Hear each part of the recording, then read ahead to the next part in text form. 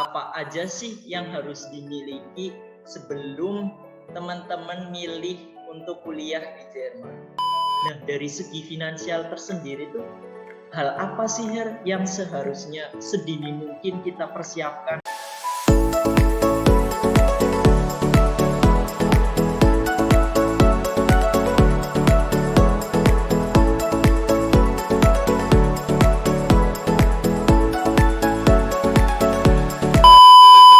Hallo liebe Leute, ich heiße Sie ganz herzlich willkommen zu meinem video. Halo teman-teman, kembali lagi bersama saya Rio Hilmawan Bagastriasworo, dan untuk kali ini, untuk pertama kalinya saya akan membawakan pembahasan mengenai bagaimana sih step by step-nya orang kalau mau studi ke Jerman bersama pemateri kita yang insya Allah ini ekspor banget, yaitu CEO dari Germany Indonesia Profesional, Herr Alwin Parahita. Jadi beliau ini dari S1 dan S2-nya tuh di Jerman, dan beliau udah punya pengalaman 14 tahun guys hidup di Jerman. Jadi bukan kaleng-kaleng pemateri kita untuk membahas studi ke Jerman kali ini.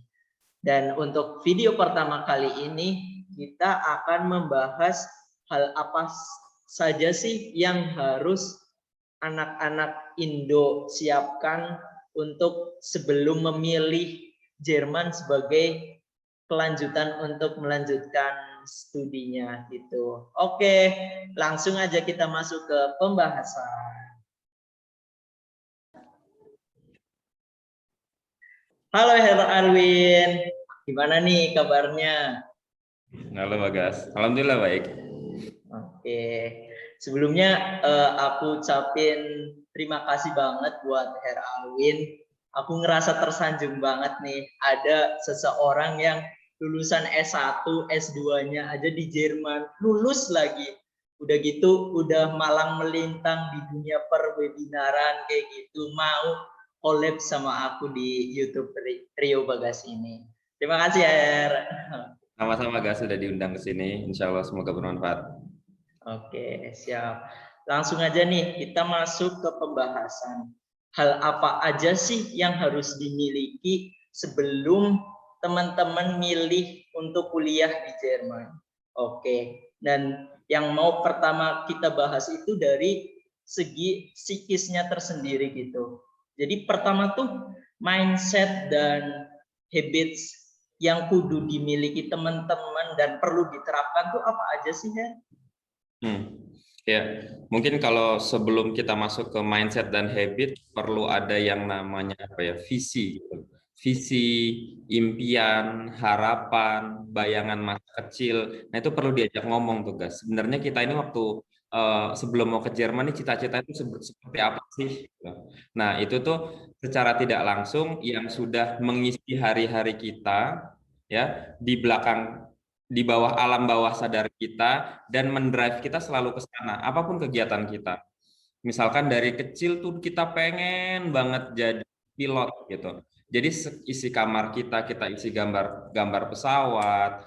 Terus kalau misalkan kita terbang itu ke bandara senangnya luar biasa karena memang passion kita ada di sana, memang mimpi masa kecil kita ada ke sana gitu. Nah, kalau misalkan itu belum diajak ngobrol, jadi kita nanti nggak fokus mau ngelakuin apa aja itu ngarahnya tuh selalu ke sana gitu, atau tidak maksimal pada saat melakukan hal yang sedang kita lakukan sekarang gitu. Jadi visi itu merupakan titik awal dari segala bentuk kinerja yang optimal.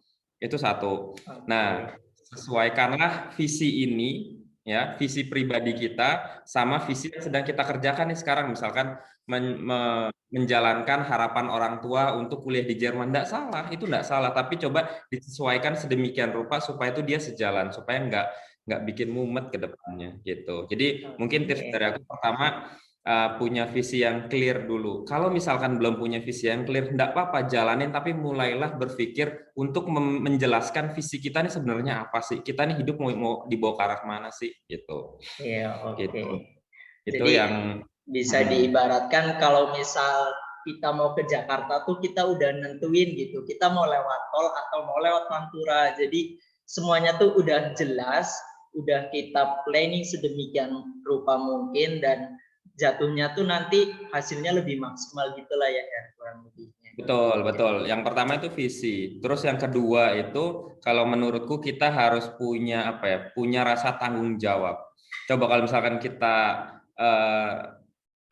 kita bahas tanggung jawab. Pasti tanggung jawab yang setauku sih kalau yang di sinetron tuh tanggung jawab pasti adalah efek dari satu kejadian buruk gitu. Misalkan kamu harus bertanggung jawab telah menghamili anakku gitu, segala macam lah kayak gitu. Jadi udah lewat dulu, udah jadi masalah. Nah, itu baru jadi tanggung jawab gitu. Padahal tanggung jawab itu bukannya nggak melulu selalu jelek gitu. Tanggung jawab itu bisa kita taruh ke depan gitu. Bagas mau pergi ke Jerman katanya. Nah, tanggung jawabnya adalah ditarik ke depan. Bagas harus tahu lulus ke Jerman tuh ada tanggung jawab Bagas. Perkara nanti misalkan orang tua nggak bisa biayain di tengah, itu tanggung jawab Bagas, bukan tanggung jawab orang tua.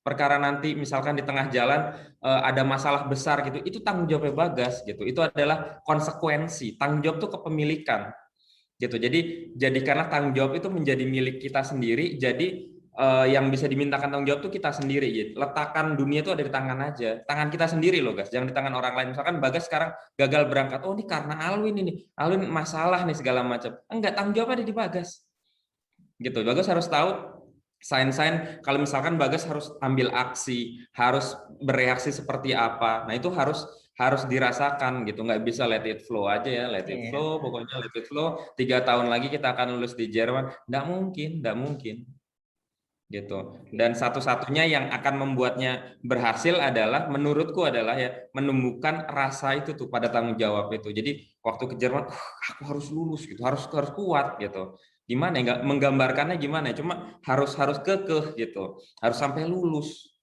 seperti itu guys. Itu yang menurutku mindset yang tak kalah penting gitu. Yang satu visi, yang kedua adalah tanggung jawab, dan yang ketiga nih yang terakhir itu namanya grit. GRIT, boleh di Google nanti. Grit itu apa? Grit itu adalah menjaga konsistensi kita setinggi mungkin dan struggle batu gitu, tapi batu di arah yang benar gitu. Jadi waktu kita salah, kalah, jatuh, itu kita tetap batu, kita akan bangun dan bangkitnya kemana? Ke konsistensi yang udah kita sepakati di awal. Oh, seperti inilah seharusnya Bagasnya, seperti ini sehari-harinya, kegiatan sehari-harinya adalah seperti ini, bukan nonton Korea, bukan main game sampai pagi, bukan seperti itu tidak benar, yang benar adalah seperti ini. Nah, seperti ininya tuh harus kita sepakati di awal. Jadi kalau misalkan Bagas nanti jatuh, Bagas bisa bangun lagi ke arah situ lagi gitu. Bukan mencari standar yang lain yang lebih mudah, yang lebih nyaman di hati. Nah, bukan seperti itu gitu. Jadi 3 hal itu kalau dikombinasikan menurutku more than enough kalau hanya ini sekedar lulus ke Jerman. Gitu kan. Siap. Terus ini nih, kalau dari segi psikis, visi, misi, dan tanggung jawab dan lain-lain tadi, ada suatu hal yang ini tuh penting banget, yaitu mana lagi yang namanya finansial nih. Nah, dari segi finansial tersendiri tuh hal apa sih yang seharusnya sedini mungkin kita persiapkan, jadi biar nanti ketika berproses itu teman-teman itu nggak seakan-akan dadak serbanya itu terburu-buru, ternyata ada ini harus bayar ini dan lain-lain. Itu gimana ya? Ya, mungkin kalau aku boleh bagi secara secara mudah gitu ya, secara mudah keperluan finansial itu bisa tak bagi 3 mungkin ya. Yang pertama untuk persiapan keberangkatan, mulai dari kursus bahasa, dokumen, visa, konsultasi dan segala macamnya itu kita jadikan dia satu grup. Ya, ini range-nya beda-beda guys, range-nya beda-beda banget. Ada yang ngurusin sendiri, mungkin dia habis 30 juta, ada yang diurusin temennya, mungkin dia habis 70 juta, ada yang dibantuin sama gurunya, tapi dia bayar juga 80 juta, ada yang dibayar pakai agen, mungkin 100 juta, 200 juta, itu beda-beda. Tergantung servis yang diberikan gitu. Jadi monggo dipilihlah sesuai keperluan, sesuai kata hati, yang mana yang paling srek gitu. Jadi ini nggak ada yang benar, nggak ada yang salah, tapi range-nya kurang lebih seperti itu gitu. Jadi ada persiapan untuk keberangkatan satu, jebret. Terserah mau ngambil paket yang mana dari siapa, monggo. Itu satu. Terus lalu yang kedua yang biasanya agak bikin deg-degan kalau orang mau ke Jerman itu adalah block account. Iya. Ya, block account yang jumlahnya itu 10.000 euro lebih, berarti hampir 200 juta, 180 jutaan. Ini kan kayak 180 juta mahal banget kuliah di Jerman gitu. Padahal block account ini satu peser pun nggak dimakan sama pihak Jerman, nggak dibayarkan. Yang dibayarkan hanya administrasinya. Itu berapa? 5 juta kalau nggak salah, 3 juta, 3,5 juta, lupa aku. Iya. Jumlahnya berapa? Jadi 180 juta ini adalah itikat serius dari orang tua untuk menyekolahkan anaknya di Jerman dan tidak menelantarkannya selama 1 tahun ke depan. Jadi ini adalah uang hidup, uang jajan, uang sewa rumah, uang asuransi untuk anaknya nanti di Jerman selama 1 tahun pertama. Gitu. Oke. Jadi justru yang bukan persiapan sebetulnya adalah block account ini. Tapi kalau penjelasannya nggak baik, seakan-akan Jerman itu menuntut minimal 200 juta per Iya. orangnya untuk kuliah di sana. Padahal nggak sama sekali. Satu peser pun ini nggak masuk ke Jerman. Hanya administrasi ini pun dipotong sama bank. Bukan ke universitas. Bukan ke pihak Jerman. Bukan sama sekali bukan. Gitu. Itu yang kedua. Lalu yang ketiga adalah sebetulnya biaya hidup. Yang tadi sudah tercover selama 1 tahun itu di block account itu. Nah, tapi ini tuh biaya hidup, bukan gaya hidup. Ada yang dikasih uang 500 euro cukup, masih ada selisih 20 euro, 30 euro untuk jajan di luar. Ada yang dikasih 2000 euro habis, tetap masih kurang gitu. Jadi ini tidak mengcover gaya hidup ya. Kalau misalkan baru sampai langsung beli MacBook, iPhone 13 Pro, terus sepatunya Yeezy, terus bajunya Uniqlo yang baru keluaran kemarin, ya repot. Asal 550 lebih dari cukup sih. Gitu. Oke, siap ya. Nah, selain dari hal finansial nih, Her, yang nggak kalah krusialnya itu kan namanya juga bahasa nih. Dan seperti yang udah kita tahu, bahasa Jerman tuh kompleks banget gitu ya. Apalagi bagi teman-teman yang masih menginjakan awal untuk belajar bahasa Jerman. Misal masih A1 tuh. Tuh kayak benar-benar ngerasa susah banget ya bahasa Jerman. Ada artikel, ada ini. Jadi kan struggle banget tuh di situ. Dan sebenarnya tuh level bahasa Jerman yang harus diterima di student college itu apply visa dan lain itu tuh sepasih apa gitu ya, di level mana gitu. Ya. Kalau misalkan bahasa ya, standarnya itu adalah ijazah B1 ya, dengar. Ijazah B1 itu adalah standarnya. Tapi itu apakah cukup atau enggak? Menurutku sih masih kurang. Kalau hanya dia sekedar ijazah. Kalau dia skillnya benar-benar B1, maksudnya B1-nya itu dia bukan biasanya tuh ijazah itu dikejar dalam waktu 3-4 bulan tuh dikejar habis-habisan di situ. Oh, dapat B1 habis itu dia lemes. Habis itu dia nunggu keberangkatan 2 bulan jeda. Nah, itu maksudku yang skillnya enggak sampai B1 karena hal ini. Gitu. Idealnya skillnya adalah B1. Sampai mau berangkat itu tetap modusnya adalah modus tempur. Sampai B1-nya dijaga benar-benar sampai sana tetap langsung bisa masuk ke lingkungan Jerman tuh lebih mudah. Kalau misalkan skillnya B1 gitu. Tapi kebanyakan adalah standarnya ijazahnya B1. Idealnya punya ijazah B1, skillnya udah B1 dan mengarah ke B2. Nah, itu yang paling ideal. Gitu. Tapi aku juga pernah punya pengalaman ngajarin anak udah sampai sana, skillnya itu baru A1. Tapi bukannya itu, oh itu berarti bisa ya A1. Enggak, bukan itu. Usaha dia ngejar dalam waktu 6 bulan dari A1, dapat B1, bahkan dapat B2, lalu lulus Aufnahmeprüfung di satu tempat aja karena bahasanya sangat minim sekali, itu nggak main-main gitu. Nggak semuanya bisa mempraktekkan itu. Aku cukup yakin gitu. Perubahan dia begitu besar. Mulai dari dia datang, maaf ya, misalkan rambutnya itu kuning, guys. Bayangin, rambutnya kuning kayak Son Goku. Oke. Terus dia cerita sedemikian rupa, dia ingin memperbaiki diri lah. Dia ingin memperbaiki diri. Oke, tipsnya adalah seperti ini. Dia dari yang paling lemah kalau di Dragon Ball dia adalah Kuririn, ujungnya dia jadi Vegeta. Ujungnya dia jadi Vegeta dalam waktu 6 bulan. Peningkatannya dia yang paling pesat dibanding yang lain yang punya dasar lebih baik daripada dia atau jauh lebih baik daripada dia. Gitu. Tapi usahanya itu memang beda masalahnya. Gitu, guys. Oke, tapi kan gini nih Her, kadang kan ada beberapa student college itu yang minta sertifikatnya B2 gitu ya, Her. Kalau itu gimana ya? Ya mau nggak mau memang kita harus punya sertifikat B2 ya. Mungkin kalau misalkan yang di Indonesia B2 itu terlalu jarang ujiannya atau terlampau sulit, berangkatlah ke Jerman, ujian di sana. Pengalamanku sih lebih memungkinkan untuk lulus di sana gitu.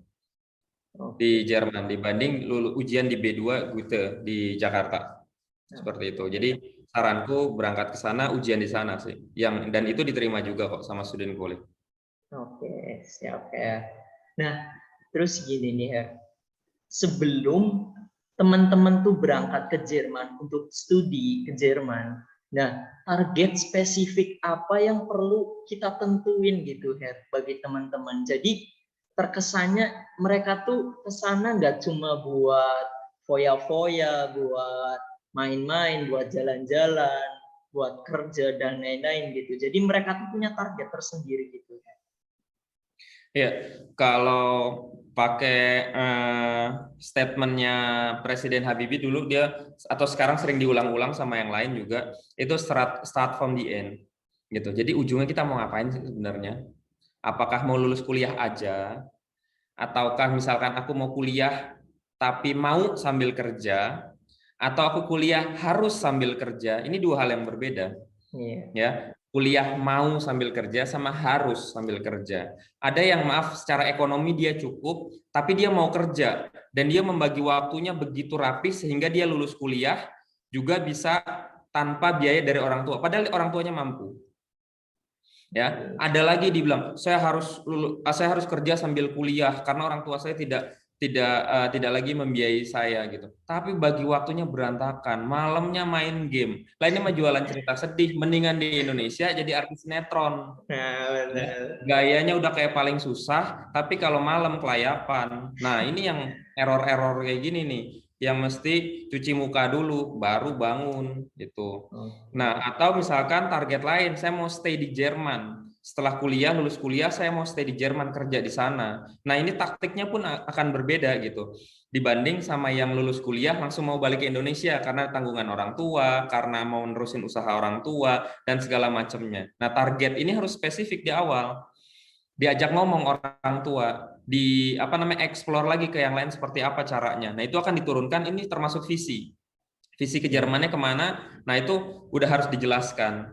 Lalu begin with the plan, gimana caranya. Oke, aku ngobrol dulu, aku mau lulus kuliah sambil kerja, harus kerja. Kenapa orang tua kurang nih, orang tua aku nggak bisa biayain setelah blok account ini habis. Dari awal berarti udah harus cari teman yang kuliah sambil kerja dan lulus. Itu dicari orangnya. Jangan gimana ya cara masuk klub bola. Nanti bukan nggak boleh main bola, tapi itu nanti nggak prioritas. Cari dulu nih orang yang kira-kira bisa dijadikan patokan, bisa dijadiin tempat bertanya, tempat mengeluh, atau tempat mencari kerja. Aku perlu kerja, tolong dong cariin, harus kerja nih gitu. Nah, yang kayak gitu yang diutamakan. Itu kan berarti udah ada plan-plannya gitu. Terus yang terakhir ya just do it. Kerjain aja udah, jangan banyak ngomong, jangan banyak mikir, jangan banyak diskusi, jangan banyak curhat nggak jelas, nggak ada impact-nya gitu. Terus yang terakhir saranku adalah ditulis. Tulisin rencananya tuh di atas kertas. Jadi nggak ada lagi tuh ambiguitas, aku mau kemana ya. Ditulis, walaupun itu memalukan, walaupun itu geli ya nulisnya ya. Agak aduh gimana ya, aduh gitu, kayaknya geli gitu, kayaknya cewek banget gitu, kayaknya ini nggak gue banget gitu. Tuh percayalah tulis itu supaya kita tuh minimal jujur sama diri sendiri. Nggak perlu diumbar, nggak perlu ditaruh di medsos. Aku akan lulus itu. Monggo kalau misalkan itu akan membangkitkan semangat, monggo ditulis di medsos, ditulis di Twitter atau di mana lah terserah. Tapi minimal tuh kita jujur, jelas inilah tujuan kita, tertulis bisa dibaca dan transparan. Ya, nggak dikarang-karang, nggak kalau misalkan nggak dapat, oh kayaknya aku maunya ini, aku turunin lagi, akhirnya balik ke Indonesia, udah lebih aman. Aku kayaknya lebih dekat ke orang tua deh. Aku kan, nggak nyaman deh, aku di luar negeri. Ternyata aku segitu kangennya sama orang tua aku. Gombal, ini pembenaran aja, wes bubar. Ya, pembenaran aja biar apa? Biar kelihatan minimal dibilang anak yang sayang orang tua. Oke. Ya. Terus Lanjut, kan? gini nih Her, bener banget sih sama yang tadi terakhir saya bilang. Kita tuh nulis apa poin-poin kita target yang kita udah buat gitu. Soalnya dari pengalamanku sendiri nih Her, kalau misal aku ulang tahun, aku tuh ngasih 20 target aku yang harus aku capai di umur segitu. Jadi aku sendiri tuh menulis ini dan beberapa pencapaian yang ketika udah aku erledigen, jadi nanti aku checklist gitu, dan itu benar-benar kayak sebuah kepuasan batin tersendiri gitu loh Her. Jadi kayak wah keren nih, aku udah bisa mencapai ini, udah bisa menyelesaikan ini, dan itu tuh benar-benar terarah banget Her, bener serius itu. Oke. Terus gini nih Her, ada nggak sih Her kayak wejangan tersendiri atau pesan-pesan tersendiri bagi anak yang mau studi ke Jerman gitu ya? Ya mungkin pertama-tama selamat dulu karena sudah berani membayangkan untuk melakukan langkah besar dalam hidupmu gitu. Saya bisa pastikan ini salah satu langkah terbesar untuk pergi keluar dari negara sendiri, negara yang sangat nyaman ini, keluar negeri ke tempat yang nggak tahu kita tampangnya kayak gimana, nyaman atau enggak, tantangannya seperti apa, enggak terbayangkan. Lalu pesannya adalah jangan dipersiapkan kegagalannya dengan cara tidak mempersiapkan langkah menuju target yang udah ditentuin lagi di awal tadi. Jadi kalau cuma berangkat ngangkat bawa baju apa, kopernya berapa kilo, itu mah gampang. Semua juga H-5 menit juga kita bisa melakukan itu gitu. Tapi kita persiapkan jauh lebih detail, jauh lebih visioner, 4-5 tahun ke depan mau melakukan apa, monggo dituliskan. Terus kuliah di Jerman jujur ya nggak mudah, tapi nggak mustahil juga untuk diluluskan. Sekalipun kita nggak punya nih privilege yang terlalu gimana-gimana gitu, misalkan ekonomi yang mepet-mepet, orang tua kita seperti itu, di SMA juga bukan top student, atau bahkan biasa dipandang sebelah mata sama orang lain gitu. Alah Bagas ngomong doang, nggak mungkin dia sampai ke Jerman gitu. Ya komentar-komentar kayak gitu nggak apa-apa, nggak masalah. Itu bukan berarti modal minus, nggak masalah. Tapi kita niatkan gitu untuk memperbaiki hal-hal tersebut, berusaha semaksimal mungkin mulai dari hari ini ya sampai nanti nih, sampai kita lulus nanti. Kayaknya sih harusnya 5 tahun dari sekarang harusnya bisa lulus kuliah di Jerman sih insya Allah. Kalau dengan mindset seperti itu, habits yang sudah dipersiapkan melalui rencana-rencana yang tadi udah dituliskan di awal. Mungkin itu sih guys. Oke, terima kasih Her untuk sharing-sharing mengenai beberapa informasi mengenai hal yang harus dimiliki sebelum milih kuliah di Jerman. Jadi untuk GIP Talks with Rio Bagas ini tuh nanti akan berepisode-episode gitu ya. Jadi nanti berstep by step akan terjadi sebuah pembahasan tersendiri mengenai ini dan lain-lain bersama Her Alwin. Dan insya Allah akan selalu di-upload pada hari Selasa jam 12.